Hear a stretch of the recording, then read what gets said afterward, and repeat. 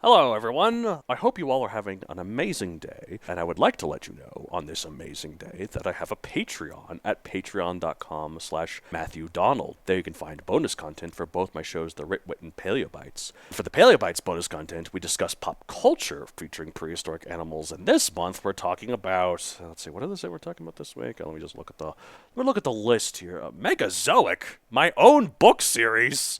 Wow, I must have really run out of ideas. That's not true. We got plenty of other dinosaur pop culture to talk about, but I thought this time we'd do something a little different. And don't worry, it's not me reviewing my own book. That would be biased and unprofessional. Of course not. No, I've got two other people to do it. People who are very unbiased and are willing to give their professional opinion on my book series. So, yeah, it's great. We all have a good time. Link is in the description where you can sign up to the Patreon. Thank you for your support and have a lovely day. Having people pay to listen to review, that is an ad for my own work to make people pay for that. Capitalism, baby! Roar, growl, snarl, bellow. Welcome to Paleobites, the podcast that's a mammoth dud. My name is Matthew Donald, and each week I and a rotating series of guest co-hosts talk about and rate a genus of prehistoric animal, be it dinosaur, mammal, arthropod, and so on. This week I'm joined by a friend of the show, the always lovely and always well-dressed, you've got such good fashion sense. It's Laura Owsley. How are you? Hello, I'm okay. How are you? You're just okay after I give you that string of compliments. Look, I just got self-conscious, right? Because I'm pairing my lovely romper here with my least favorite hoodie. But of it's course. what I have. I mean, look, it's better than what I have. I don't mind this color on me. I'm wearing bright purple. I mean, it's not a bad color. Like, it's a very royal purple. Yeah, it's like, hold on. Oh, no, I don't want this on while I have a hat. I was going to put my hat on, but I realized I have headphones on. Yeah, it would be quite the look. But speaking of style, I mean, it's a statement. Okay, right? sounds good. Okay, here's the dinosaur-related question. And speaking of style, if you could imagine a dinosaur in a nice three-piece suit, which one? I don't know why I keep asking which one, as if people know dinosaurs. Well, see, my first thought was how funny would it be to see, like, Petrie from Land Before Time in, like, a little three-piece suit. Okay. Like, like, around Easter time when you see, like, little kids running around. Oh, and little bitty suits. Yeah, it's so cute. It's always so cute, and you're like, no. Okay. You're going to ruin that. I'm going to reverse the question. How about, okay. Okay. You have a T-Rex, and you're going to dress it like a human. How do you dress it? Well, I feel like the obvious choice would be like a three-piece suit. But, of course, you need a monocle. Right. That's the first But now it has its little arms. So the thing about three-piece suits, they also have good shoulder pads, though. So see, I was thinking less like not a dinner jacket over it, right? Okay. Like, definitely a vest. No blazer, so. So, like, definitely no blazer. I think the, like, no sleeves would be a really good look. But to do, like, or, like, short sleeves. Okay. But, like, to do that, you have to do, like, a really crisp top. Okay, right? I get that. I would just dress it like Aladdin. It has just the open vest, purple vest, no shirt, and then a fez. See, I feel like that's just not appropriate for a fancy dinner party. I guess that's true. That's why Aladdin had to, like, go and change into, like, that whole Prince of Arabia outfit. Yeah, Prince Ali Baba. Exactly. Yeah, I don't know. Okay. Yeah. Is that a good movie? It is a good movie. Does it hold up? I don't know. Most of the voice actors are white, even though it's Middle Eastern. Actually, all the voice actors are white. Yeah. So, simpler time.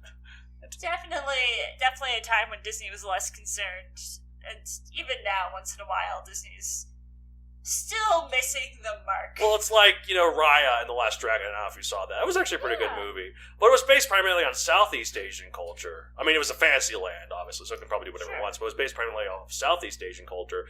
So, like, that's like Thailand and, like, the Khmer and, like, the other sort of Burma, other things like that. Except most of the voice cast, Chinese. So, I mean, that's It's stretching it a little. a stretch. It's a stretch. Like Aquafina, Benedict Wong, like, right. So, Kelly Marie Tran. So. Right. But Aquafina was done in Shang-Chi. Yes.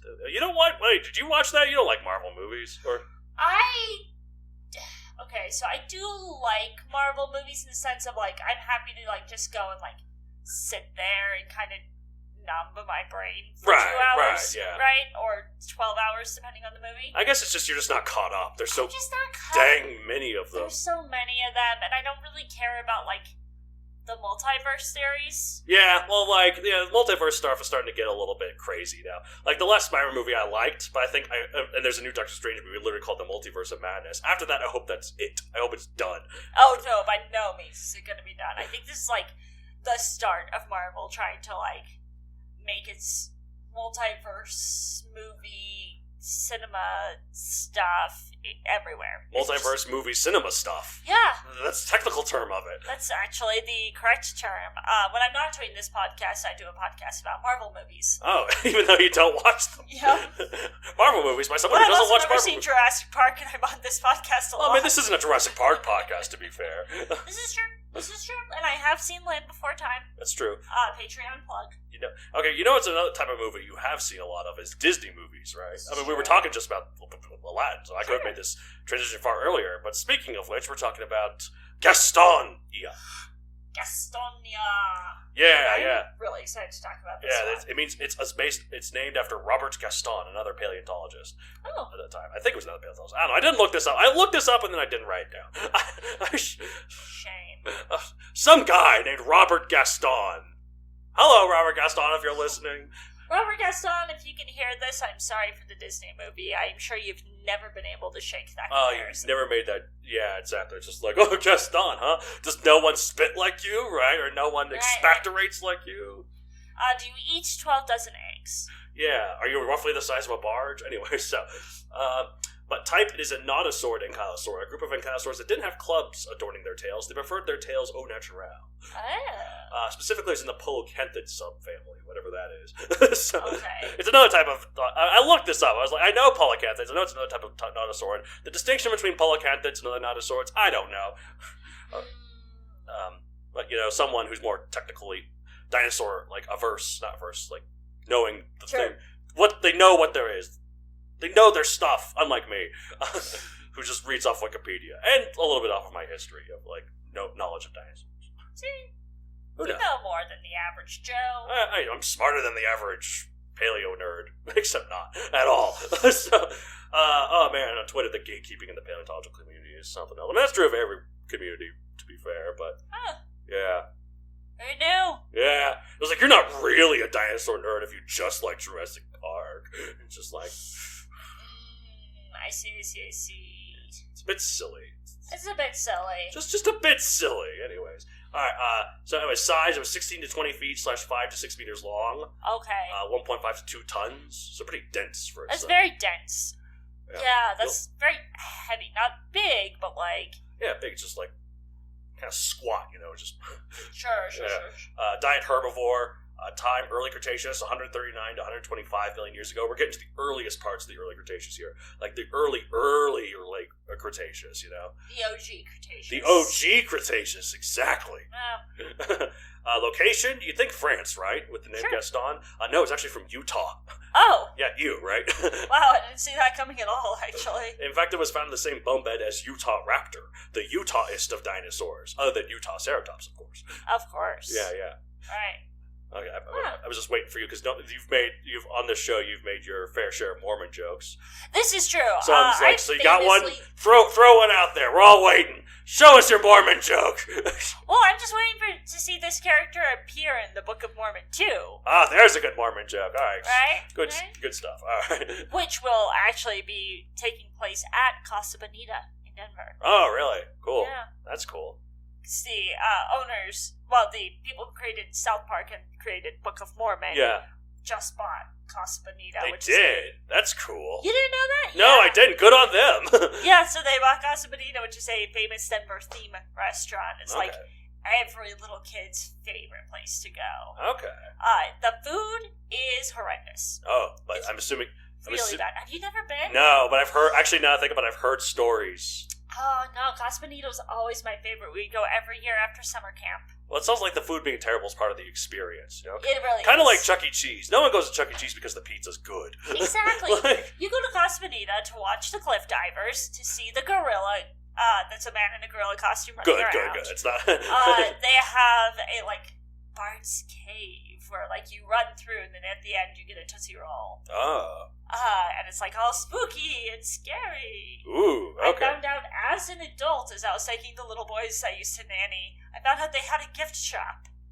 And I was like, there's a gift shop in Casa Bonita? And I was like, I went to go tell my brothers, I was like, did you know there's a gift shop? And they're like, no, but also, it makes sense that our parents never let us go to the gift shop. Right, I'm just wondering a restaurant, well, I guess it is a sort of restaurant showpiece thing, but also with a gift shop, so. Oh, yeah. It's like go to the gift shop at Denny's. But this is Casa Bonita, right? Yeah. They only made 3 of them. I guess that's true. And there's only 1 left. Okay. Well, anyway, so Gastonia is described in 1998. Pop culture appearances. One appears in Robert Backhart's, may I say, excellent novel, Raptor Red, notably before it was officially described, since Backhart's a paleontologist, he has the inside scoop before all of us paleo-muggles. Right. It also appears in, may I say, the terrible documentary, Jurassic Fight Club, where it fights a Utah raptor and wins. Wait, what? Jurassic Fight Club. Oh my god, so bad. It's just basically like dinosaurs fighting against each other violently. There's like decapitations and blood. It's the worst. It's not even a documentary. Whose idea was that? That's both horrendous and hilarious. Oh, yeah, no, it's fun to watch with your paleo friends when you're drunk.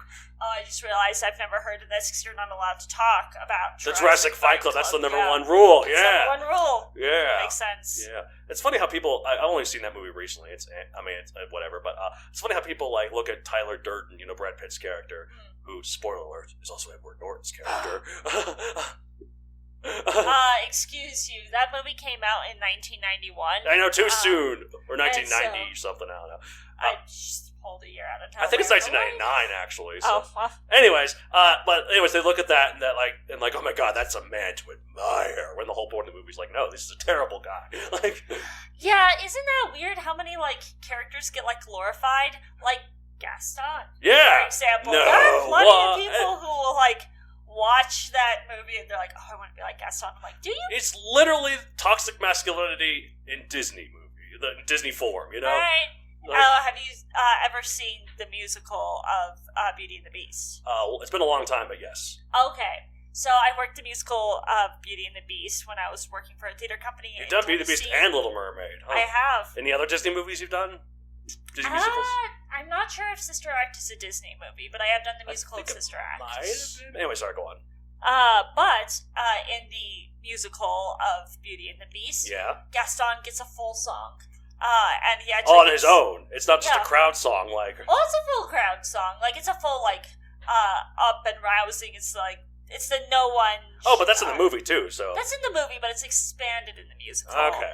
And there's also a reprise where he's talking to Belle, and he's like, "Oh yes, well, you'll be massaging my feet at the fireplace every night after you have a full day with the dogs and the children." All I imagine 12 of them, yeah. Yeah, I'll imagine we'll have 6 or 7. She goes, "Dogs?" She goes, "No, strappy young men just like me." And it's like, ugh. Yeah. That's the guy you want to admire, guys? Right? Well, anyways. People have to go take pictures with them at Disneyland. I mean, look, I don't know, that's fine. Actually, I would probably go take pictures. Yeah, have you seen those biceps? He's got them to spare. So, it's true. Okay. It's true. Alright, so let's get the obvious joke out of the way. This dinosaur sounds like Gaston, right? No one fights like Gastonia, that sort of thing. I bet you're expecting a big parody musical number, huh? Yeah. Well, too bad. Not everything in life is supposed to be funny. Least of all, this very serious show. Of course. Oh, you really want something? Well, I do have a little something. I do really want something. I have a little something prepared here in my notes. It's not really a big deal. No one chomps like Gastonia, pounds and stomps like Gastonia, with armor that big, no one glomps like Gastonia. As a nodosauur, yes, I'm intimidating. Oh, what a dino, that Gastonia. No one's thick like Gastonia, eats loose twigs like Gastonia. No one stabs sharp-toothed dinos in the dick like Gastonia. For there's no dino as burly and brawny. As you can see, I'm what dino kind likes. No one bit is unarmored or scrawny, and every last inch of me's covered with spikes. When I was a hatchling, I ate 4 dozen ferns every morning to help me get large. Now that I've grown, I eat 5 dozen ferns, so I'm roughly the size of a barge. No one nails like Gastonia has hard scales like Gastonia. No one used their scoot-covered tails like Gastonia. I'm Cretaceous according to carbon dating. Oh, what a dino. Gastonia! Oh, I'm truly... You can't see it, of course, but I did get a full mug of beer. And I was swaying. Yeah, for Gastonia! For Gastonia! Yeah. I came up, I just wrote that like a little... You came up with that off the cuff, actually. Yeah, it's great. Yeah, none of that was written down. No, none of it was written down, especially the part where you stabbed the dinosaurs in the dick. I don't know where that came from. I don't know where that came from. I just tried to find a rhyme. Oh, okay. I was like, is that like a precedence? Like, is that how they fought? You know, we actually have found spikes embedded, not in the dicks, but like dangerously close, like in the thigh. Like, I mean, yeah. If you want to like really like hurt somebody, right? Like that's what they teach women in self-defense classes, at least, is like... Oh god, this got dark real quick. I mean, yeah, go for the genitals, like, if you can, like, just do a quick kick, a punch, whatever. What is it they say, miscongeniality, sing, S-I-N-G, solar, something instep, nose, groin, or something, I forget. So... I mean, yeah, that's the way to do it. Solarplex, I think, or something.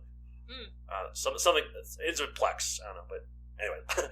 Alright, so now we got the other nonsense out of the way, let's get to the real serious discussion. Of course. This show is better known for. Sure.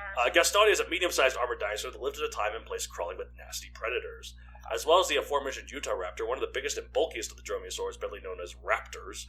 It also lived alongside the super scary and super enormous odontosaurid theropod Acrocanthosaurus, a creature rivaling the size of T-Rex, with a spine like Spinosaurus and jaws like Allosaurus or Giganotosaurus. So yeah, scary stuff all around. Yeah. Big and bulky. That's my professional impression of an Acrocanthosaurus. Amazing. Aren't you terrified? I am, actually. I'm quaking. Oh no, don't quake. Please. It's okay, it's me. Yeah, if I quake too much, then, you know, the earthquake will kill the dinosaurs. Whoa, it was you that did that? Yeah, sorry. So, wait, did you already say this? What was the diet? Oh, it was her before. Okay. This is all, like, to defend itself. Like, Gastonia came adorned with some impressive defensive armaments, like all these spikes, such as 2 bone rings around its relatively lengthy neck, 5 pairs of large and flat triangular spikes on its sides, at least 2 more pairs curved to the back that were more closer to the back that were more curved, lower spikes on the side of the tail, and thick scoots known as osteoderms, covering pretty much every corner of this thing except for the belly, which was completely unarmored. But good luck for a predator trying to get there with all those spikes on the sides. Well, also, he wasn't very tall, was he? Yeah, no, he he would wasn't. have to, like, really be committed to get to the belly. And also, he was dense, so you trying to nudge him over was, like... Sure. Very difficult, I'd imagine. Oh. Amusingly, one distinguishing characteristic about Gastonia compared to other nodosaurs is its flat and very broad, and this is a technical term, rump. Oh. Ankylosaurs are known for their broad rumps, as their hind legs are placed very far apart from one another to allow maximum range for the swinging of their tails. Huh. So, like, front limbs are more closely put together, back limbs more far apart. So they have broad rumps. Well, I mean, look, they're rumps, they're lovely lady rumps. That's the thing, Gastonia had an even broader rump than the Ankylosaurs, but it was very... Good one. It was very flat, so no bubble butts allowed here. So imagine, if you will, the ass of a very broad and muscular guy who does 0 squats. Oh, I have seen people like this, though, that's like...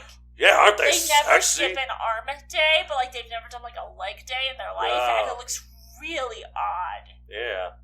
Gastonia. Yeah, alright, so, anyway, so it had, like... It sounds like a nation to me. Gastonia? Yeah, like, Well, this it's is like where, Estonia, isn't that a place? Sorry, where? Estonia? E-S-T? I feel like that's either a place or that's the nation from the Princess Diaries. Princess Diaries? No, that's Genovia. Oh, I'm so sorry. Okay. Somehow all these protections worked, as Gastonia was one of the most common species found in its area. They lived, bred, and apparently barely died. Good for them. Good for them. Yeah, so, They barely died? well, I mean, it's just they didn't get eaten that much. Oh, okay, you mean like from like unnatural causes? Yeah, they just lived old age, and they're just like... Is being eaten by another dinosaur considered natural causes? I mean, not natural to your body, I guess. It's like, it's like, well, by that logic, it's like just getting shot dying of natural causes. I guess that's fair. That's fair. Like... Well, like, would Hannibal Lecter be considered natural causes? Probably. Well, it's like, oh, I didn't kill him, it's the bullet that did it. Well, it's not the bullet that did it, it's the blood loss from the bullet that killed him. It's true. Yeah. You make quite the lawyer. Yeah, yeah. I have got great law experience. Yeah. Alright, so in terms of its phylogeny, or how it's related to other dinosaurs in its family, Gastonia was closely related to the previously covered dinosaurs in the show Gargoyleosaurus and Sauropelta, but a more derived relative of this was also covered on this show before, this time my very own Laura here, Denversaurus. We were just talking about Denversaurus. Yeah, isn't it great? Oh, what a dino, Gastonia! Oh, what's a dino, Denversaurus? Yes, indeed. Let's rate Gastonia 1 out of 65 million. Oh, well, I have to rate it 3 dozen eggs. But that's not how much he eats every morning. He eats 4 dozen, then 5 dozen, 3 dozens, like when he was an infant. Yeah. Oh, it's not very good. I don't think Gastonia had access to enough eggs, is what I'm saying. I mean, there were a lot of dinosaurs, then there'd be plenty of eggs.